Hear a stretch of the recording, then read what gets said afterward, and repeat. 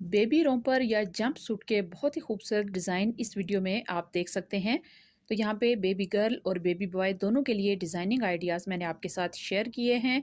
आप इसमें से क्रोशिया के साथ या सिलाइयों पर भी अपने बच्चों के लिए खूबसूरत बॉडी वार्मर या रोम्पर बना सकते हैं। तो यहाँ पे मैंने एक बॉडी वार्मर जो है वो शुरू किया है। आप देख सकते हैं इसको मैंने निटिंग के साथ स्टार्ट किया है। तो टॉप टू डाउन मैंने इसको बनाना शुरू किया था। तो यहाँ पे आप देख सकते हैं अब यहाँ पे मैं इसको बटन होल बनाने के बाद ख़त्म करूँगी। और ये बच्चों के जिस्म को गर्म रखने के लिए कपड़ों के नीचे आप उनको पहना सकते हैं, ताकि आपके जो बच्चे हैं वो कंफर्टेबल फ़ील करें।